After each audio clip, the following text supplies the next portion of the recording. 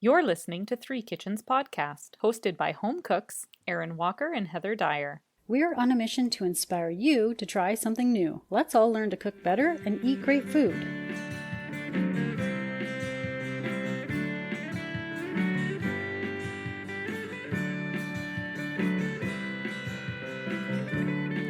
You know how there's like that rock band, Alice in Chains? Mm-hmm. It's Heather in Chains now.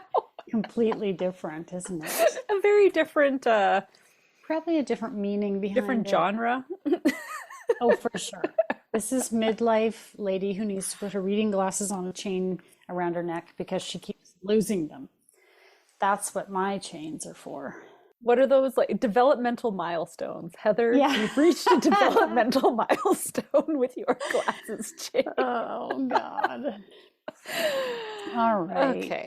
Moving on to food. Welcome to Three Kitchens Podcast. We're your hosts. My name is Heather Dyer, and this is Erin Walker. Ta-da! If you're watching Hello. the video, you can look at our faces. We're on the correct side. Are we always on the correct side of each other? Like if I point at you, am I pointing at you? I think so. Okay. Yeah. Cool. Sometimes people are like, "You're above me," and I'm like, no, I'm not." But Oh, cool. yeah. With two people, I think so. Here we are, So- Three Kitchens Podcast, through the wonders of technology. So high tech. For this episode, I am pulling an Erin. I don't know when you've done this last, but I have to say, I don't since know you if I told have. me, I was like, wow, it is fun to be on the other side. So regular listeners know that often Erin picks up something interesting at the store and then texts me and says, I bought something fun. I want to record about it. Let's hop on. And I'm always really excited because that's a mystery item and it's really fun. Well, today I have the mystery item. Yes. And it came to me by way of a subscription that I've been doing here and there lately called the Odd Bunch Produce Delivery. So it's a box of, I guess, they call it odd produce, fruits and vegetables that are maybe almost ready to, like they would be pulling them out of the grocery store soon, Right. or they're a little funny looking and so they don't really want them at the store. Okay. Anyway, Odd Bunch does not sponsor us, but hey, they could. threekitchenspodcast@gmail.com if you want to be our sponsor. Can I just like point up and you can like put the address above my head? We'll make this happen. The email address. Anybody else Yeah. want to sponsor us? You can sponsor us too. We would love it. All right, so I opened, it's like a fun thing. My kids love to be the one to grab the Odd Bunch box off the porch and see what's in it this week. And my son was pulling stuff out and then he goes, what's this? And I said, I'm not sure. It's a type of squash for sure. I think we can all agree it's a form of squash. It looks like a little green pumpkin. Yeah, for those who can't see, it does look like a small green pumpkin. It's kind of got spots. It's like dark green with lighter green speckles kind of on it. Ooh. And it's not very big. I can hold it in one hand. I mean, it's not tiny like in my hand, but you know. And I didn't know what it was, but the sticker on it says... Thank God for stickers. I know, there's a sticker. And it says, Desert Emerald, product of Mexico. And so I went to search up on the internet, what is a desert emerald squash? And I found that it is actually called a kabocha. Yes, kabocha squash. Ooh. And This is nothing to do with kombucha? No, Okay, great. not that Thanks. I don't think so. We just have words that sound similar, so I have to make sure that I'm not. I know. Kabocha. It is a Japanese variety of a winter squash. It's green on the outside, like I said, and the inside is like a yellowy orange, much like a pumpkin. In fact, sometimes it's called a Japanese pumpkin. Very cool. And apparently the taste is between, kind of like a cross between a pumpkin and a sweet potato is what I've read. Okay. And if you're shopping for one, look for one that feels heavier than it looks. I don't know if this feels heavier than it looks. it's not that heavy. So we'll have to see when I Okay. open it up. I hope we do part Okay. two, because if I open this up and it's like bad inside, I'm going to be so annoyed. Okay, Um, that makes sense though, because you want it to be thick, because I dense. assume it's the Dense. flesh that you want on the inside. Yes. Yes. You want the dull, bumpy skin like this Okay, and no soft spots. So there's no soft spots on this one. good advice for buying all squash. Yes. Yes. So I did a little bit of research, and obviously you can prepare this like you would any other squash. Mhm. Roast it, turn it into like a creamy soup. Ooh, You can make yum. curry with it. You can do like whatever normally you would like to do with squash or pumpkin. I think you could. But I was feeling inspired because it's a Japanese variety of squash. Mhm. I was like, what could we do with a slight Japanese bent on it? Yeah. So, have you heard of croquettes? I'm probably pronouncing it wrong, maybe, but I thought otherwise it would be croquet, which doesn't sound right for food. It's a French Yeah. word, croquette. Croquette, croquette. I don't know, but they're I'm probably like saying it wrong, but deep fried balls. yeah. So, a croquette is a mashed potato, usually mixed with some kind of meat, and then you bread it with like breadcrumbs, and you either Yes. fry it or bake it, and it's like a little ball, Yeah, yeah, yeah. like a, crispy little ball. The Japanese version, which was obviously taken from the French, when the French recipe came to Japan, they made their own version of it, Hmm. and they call it a korokke. I'm probably saying that korokke. I'm probably saying it wrong. I really apologize to any Japanese folks who are listening, and I'm butchering that word. Korokke, I think. Okay. And so they do their version of this with panko breading, Yes. either Yum. fried or baked, and then they like to dip it in a tonkatsu sauce, which you'd be familiar with if you like katsu, which is a breaded cutlet, Right. kind of like schnitzel, which we Yeah, like yeah, to yeah. eat. But they have a sauce. The sauce is made with ketchup, Worcestershire sauce, brown sugar, soy sauce, dry mustard, onion powder.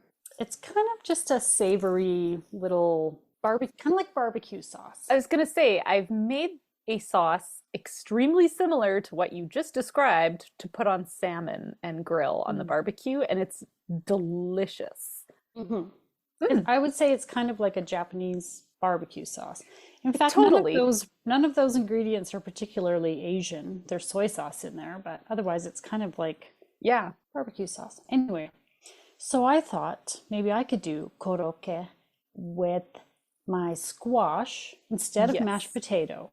I'm gonna Yes. make a kabocha. I have to look at it again. Kabocha squash korokke with tonkatsu sauce.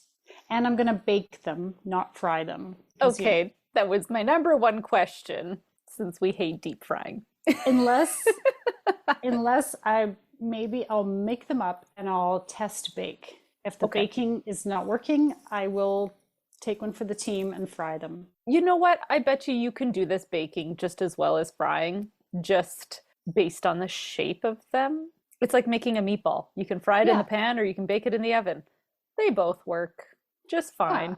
And we've had other things like you baked breaded tofu That's right. that was very crispy and delicious on the outside. I baked those Scotch eggs, those quail Scotch Oh, eggs, and those yeah. turned out crispy as well. Come on. If we can do churros without deep frying, Yeah, I we can are do the it. workaround for the deep. You hate deep frying, you found your people. We've got a We will, workaround for we will do everything. anything to avoid it, but still get Quite literally. the yummy, crunchy breading on the outside. Yeah.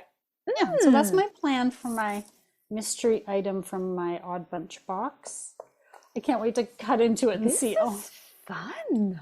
I hope it's good. I hope it's Nice. What else? Did you get anything else that was remarkable from your box? I got a honeydew melon, which is like, mm, Oh, I love honeydew. do you? Yeah, blend it up and make smoothies out of it, Heather. Oh, with that simple syrup and basil. Yes, that's right. That was good. And I'm not a fan of honeydew, but I remember that. That was good. Is that in the Speakeasy series? lime juice, honeydew. Or no? It was a New Year's Eve drink, our first New Oh. Year's Eve. So basil melon slushy. Go Mm, for it. okay, I will do that. I'm kind of hoping my family will just want to eat that. Mm. There was nothing else remarkable in there. I had some broccoli, had some oranges, a whole lot of green onions. Ooh, Um, fantastic. yeah, some apples, a few pears. It's like it's a little tough to plan what I'm gonna buy. Like I grocery shopped the day before, and I was like, Oh, right. Yeah. what should I buy? Because I don't know what I'm gonna get in the little box. But You kind of want your mystery items first before you go and get the stuff you can plan for. I also got zucchini, so it seems like the time for squash Mm. from some part of the world. All Well, right. thanks for getting a mystery item. Even if you Yay! didn't intend to, this is really fun. I like being on this side of the what's it gonna be? It's fun, isn't it? It is. Love it. Happy cooking. Thank you. Looking for trusted guidance on your pregnancy journey? Birthing Magazine is here for you. Published 3 times a year by Birth Unlimited, Birthing Magazine empowers you to explore all your birth options, from hospital to home and everything in between. Each issue is celebrating inspiring birth stories, evidence-based tips, and community connections to help you stay informed and make choices that are right for your family. At Birthing Magazine, we believe in empowered birth, creating empowered families. Grab your copy today. Okie dokie. So let's make some Korroke croquettes, Japanese croquettes, using Kabocha. There are so many fun words that just flew out of your mouth right now. I'm sorry, that was just... I'm gonna go back and watch that video like at least 4 times. Okay. Should I use it for a clip? Except that I think I was looking down, which is not always the best. Sometimes I'm like, when I'm doing the video and I'm looking for little clips, we have our heads down or we're doing something, we're not like facing the camera. It's like we forget we're on camera. We should put like a little sign above the camera. Don't forget to look here. Look here. Like when they shake a rattle for a baby in a photo, we just need some. Good idea. Okie dokie. So the first thing we're going to do. Does that rhyme with karaoke? Okie dokie karaoke. I'm sorry. God, this is just getting silly now. I'm so sorry. It's fun. Whew. All right, I'm here. I promise I'll behave. Okie dokie. We're gonna steam our kabocha. So cut that squash in half. Scoop out the guts and the seeds. You can roast them. I didn't save mine. Sorry. I'm sorry.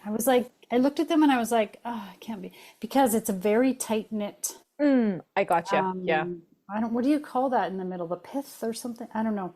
But it's the guts. It's not nice and loose like a pumpkin that's easy to pull those seeds out. It was like, first I started and I was like, oh, this is kind of a difficult. It doesn't want to let them go. Were you becoming a groucha? Sorry, I said I'd behave. Oh, goodness. Okay, here's what in hindsight, just thinking now, is what you could do is like just let it dry. Oh, yeah. Let it dry out a bit, and then maybe it would be easier to pull it apart. I was trying to do it while it was wet, and I got frustrated, and I just took the whole lump and put it in the compost. Yeah. I was like, forget it. Too much work. Some days I just don't have it in me for the extra. That's okay. The refried bean episode was extra. That was extra. No. This one, not extra. Okay. So you've got it cut in half, then cut it into pieces. Okay. And so you get little chunks. Okay. Right? Did you have the rind off of it, or is this? Nope. You're going to steam it with the rind on. And so I just put it in my steamer basket in my Dutch oven. Okay. Put the lid on, steam it. I think it was about 20 to 25 minutes. Oh, okay. You want it to be fork tender. You're going to mash it. So it needs to be mashable. Okay. And, but you don't want to like overcook it. You don't want it to turn to mush before you mash it yourself, I guess. Right. Because then it'll be too moist. Yeah. You want it to still hold together when you form it into balls. Oh, right? Yeah. That would be a pain in the ass. Gotcha. Like if it's too mushy, then it won't hold together. I don't know. Go to fork tender, everybody. By the way, you can eat the rind. And I've seen many recipes where people will just take that half and cut it so you've got cute little crescent Yeah. shapes and just roast them with oil and seasoning and eat them just like that. So Ooh. you can eat the rind. You can even put them into your koroke, your croquettes, if you want, but I didn't. Once it was steamed, I let it cool enough till I could handle it, and then I just took the squash Okay, off. so were those rinds as tender then as the centers? You couldn't mash it. Yeah. I mean, I read that you can use it in there. I just Okay. didn't. It would also change the color. I liked that I Mm, could keep more of that orange color to that it. was really pretty. But just so you know, if you like to eat the rind, go right ahead. While it's steaming, mince half an onion and chop some sliced bacon. So you've got three Oh, slices of yes. bacon. Just chop that into pieces, quite small pieces. Reminds me of pancetta. If you ever buy pancetta and Mm, it's in those little pieces already, you could probably, if you just pick that up in the deli, like you go could for probably it. use that. It's got that nice chew to it. I feel Yeah. like that has a good ratio of fat to meat. Yeah, what's the other one that's the cheek? People substitute pancetta for it, but it's something else, and Okay. it's like the pig cheek, and it's got that delicious ratio of like fat to flesh, Oh, and it smokes really nicely. I I'm see not it every sure. once in a while, and I'm like, "Ooh, this is the cheek." I'll have to look for that next time. You're gonna fry medium heat with butter. You're gonna fry up your onion, soften it a little bit, add your bacon, cook Mm, that until it's, the bacon is crispy and the onions are soft. Your house smells like yummy town. mm. I don't know about you, but I love anytime onions start sauteing and bacon throws in the mix. I'm Yeah. like, oh, it smells so good. Does your family also walk in and be like, "Wow, what's for dinner tonight? It smells amazing." And you're like, Yes. "I'm frying an onion and bacon." Yeah. Is that all there is for dinner? Well, no. Sometimes it's just the onion or onion and garlic, and they're like, Yes. oh, something sure smells good. I was like, man, it's so easy. If I was to serve them that, they'd be horribly disappointed. But Well, I'm tempted yes. to sometimes. You said it smelled good. What's your problem? Now that you put your steamed kabocha, if you've taken it off the rind like I did, in a bowl, mash it with a fork. I just used my potato masher and mashed it up. Perfect. Put your nicely browned onion and bacon mixture into there, but you don't want too much extra fat. Like Okay. take it out of the fat.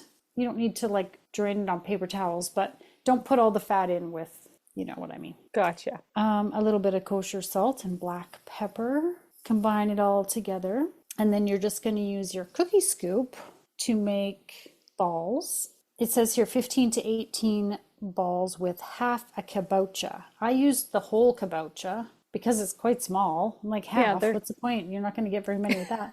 And I think I still only had like 20 balls. okay. So judge how big your squash is, right? If it looks like a little squash, maybe use the whole thing. If it's big, Maybe they have a bigger yeah. kabocha. Every time you say kabocha, I'm waiting for the kabocha or something. Me to say something else or stupid with it? Yes, I'm Yes. sorry.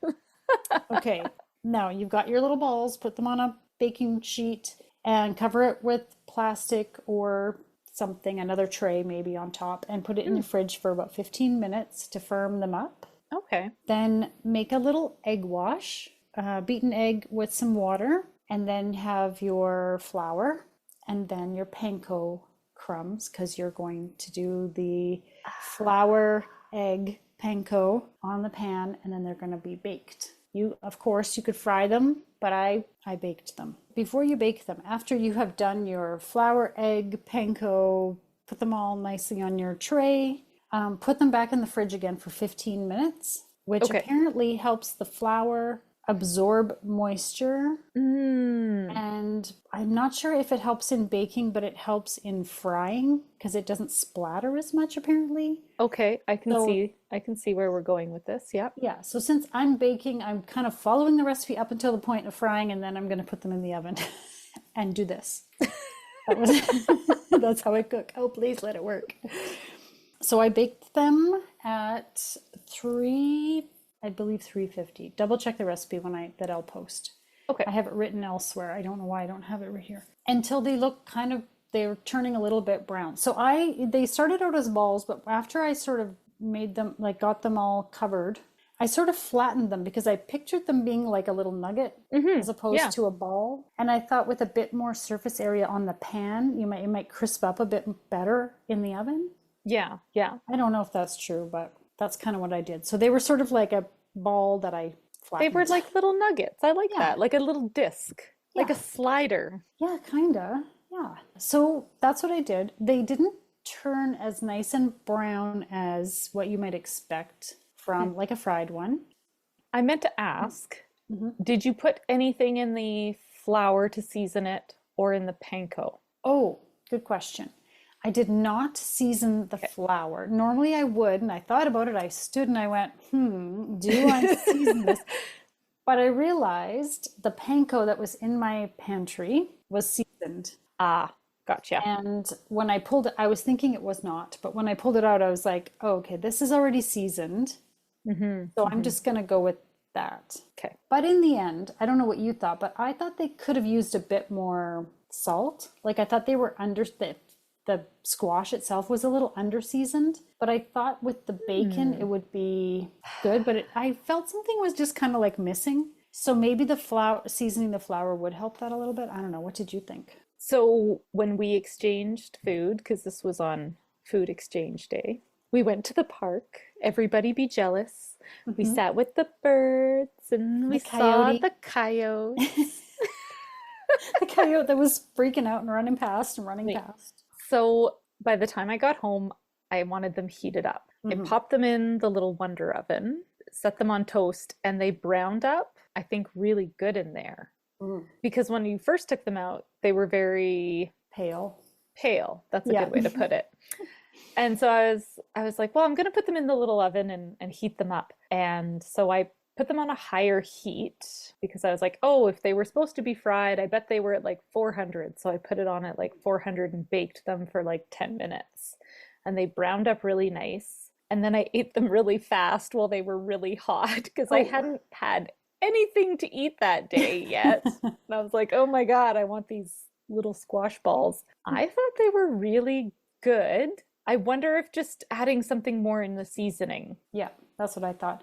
And I forgot to mention the tonkatsu sauce that I made to dip them in. I forgot. Sorry. That compensated for any blandness that may have come in the squash itself. Yes. I would say. It's ketchup, Worcestershire sauce, brown sugar, soy sauce, dry mustard, onion powder, just all mixed up. So it's like a barbecue sauce. Yeah. And I think it did help too, but I wasn't, in the end, I thought maybe this squash is just a very mild flavor. And I was expecting something a little more, like a bit more something. Yeah, I mean, because it was described as like a pumpkin relative. Yeah, it's called the Japanese pumpkin. It is just very mild. It doesn't have a very strong or aggressive flavor. And I guess pumpkin kind of does. When I think to when we made that delicious roasted pumpkin salad that you made a couple years back when we did some cooking from Shane Chartrand's cookbook to Wow. And that was such an intense pumpkin flavor. Like you could really taste that. And so maybe these squashes just aren't as pronounced in that flavor. Or it could be the one that I happened to get. I don't know. I mean, we say that all the time. Yeah. Maybe it's just a milder flavor. Yeah, it could have been. I mean, we would have to buy another one and try it again to know for sure. I wonder if just roasting it instead of steaming it would even bring out the flavor more, because I often like roasting my pumpkins as well.